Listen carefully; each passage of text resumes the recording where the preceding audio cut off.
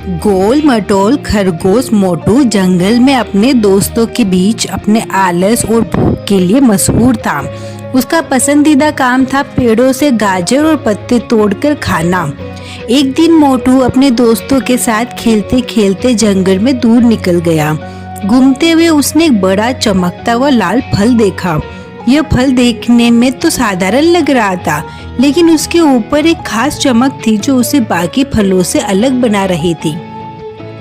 मोटू ने सोचा क्यों न इस अनोखे फल को चखा जाए। जैसे ही उसने फल खाया, उसे महसूस हुआ कि उसके शरीर में अजीब सी ऊर्जा भर गई है। अचानक उसे पता चला कि उसके पास जादुई शक्तियाँ आ गई है। अब वह बहुत तेज दौड़ सकता था, ऊंची छलांग लगा सकता है और बहुत दूर की चीजें भी देख सकता है। मोटू की खुशी का ठिकाना नहीं रहा और उसने अपने नए दोस्त टीटू तोते को ये बात बताई। मोटू ने अपनी जादुई शक्तियों के साथ जंगल से बाहर की दुनिया देखने का फैसला किया। उसने टीटू से कहा, चलो हम दोनों जंगल के बाहर की जगह देखते हैं। मैं जानना चाहता हूँ कि दुनिया कितनी बड़ी है। टीटू तोते ने हंसते हुए कहा, ठीक है मोटू, तुम्हारी जादुई शक्तियाँ हमारे लिए बहुत काम आएगी, लेकिन याद रखना सफर में कई चुनौतियाँ भी होगी। मोटू खरगोश और टीटू तोते ने यात्रा की तैयारी की, कुछ खाना और पानी लिया और एक सुबह सूरज उगने से पहले अपनी जादुई यात्रा के लिए निकल पड़े। कुछ घंटों के बाद वे एक चमकते झरने के पास पहुंचे। यह झरना इतना ऊंचा और चौड़ा था कि उसे पार करना बहुत मुश्किल था।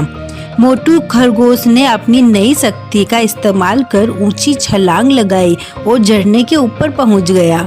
फिर उसने टीटू तोते की मदद की और उसे भी पार करवाया। झरने के उस पार उनकी मुलाकात नीली गिलहरी सोनू से हुई। सोनू बहुत ही तेज दौड़ सकती थी और उसने मोटू और टीटू को जंगल के बारे में कई रोचक बातें बताई। अब सोनू भी उसके साथ जुड़ गई और तीनों ने आगे का सफर शुरू किया। आगे चलने पर वे एक बगीचे में पहुंचे जहां रंग बिरंगे चमकीले और खूबसूरत फूल थे। जैसे ही उन्होंने वहां कदम रखा, फूलों की खुशबू ने उन्हें नींद सी आने लगी। टीटू ने सावधान किया, यह कोई जादुई बगीचा है, यहाँ ज्यादा देर रुकना ठीक नहीं। तभी एक बूढ़ा कछुआ बाबा वहाँ आया और उसने उन्हें बाहर निकलने का रास्ता बताया। कछुआ बाबा के साथ अब वे तीनों सुरक्षित बाहर आ गए। रास्ते में उन्होंने एक तेज बहती नदी देखी जिसे पार करना बहुत मुश्किल था। सोनू ने अपनी तेजी से भागकर नदी के किनारे पत्थरों का एक पुल बना दिया, जिसके बाद सबने मिलकर नदी पार की। आगे बढ़ते हुए उनकी मुलाकात एक प्यारी चिड़िया कोयल मीरा से हुई जो बहुत ही मीठा गा सकती थी। मीरा ने उन्हें अपनी आवाज से राह दिखाने की पेशकश की और अब यह टीम 4 दोस्तों की हो गई। सफर के दौरान वे एक अंधेरी गुफा में फंस गए। इस गुफा के अंदर कोई भी आवाज गूंजती हुई डरावनी लग रही थी। मोटू खरगोश ने अपनी दूर तक देखने की शक्ति का इस्तेमाल कर रास्ता ढूंढने की कोशिश की, लेकिन गुफा के मोड़ पर रास्ता भटकने का डर था। तभी मीरा ने अपनी मधुर आवाज में एक गाना गाया और उसकी आवाज गूंजती हुई गुफा के असली रास्ते तक पहुंच गई। उसकी आवाज को सुनकर वे सभी सही रास्ते पर चलने लगे और गुफा से बाहर निकल गए। सभी दोस्त मिलकर एक आखिरी गुफा तक पहुंचे जो बेहद रहस्यमय और जादुई थी। इस गुफा के दरवाजे पर एक बूढ़ा उल्लू बैठा था जिसने उन्हें अंदर जाने के लिए एक पहेली दी। चारों साथ हो जो दिल में विश्वास हो, तब खुलेगा यह दरवाजा और पाओगे जवाब का साजो सामान। सबने मिलकर अपने अपने गुणों और समझदारी का इस्तेमाल किया।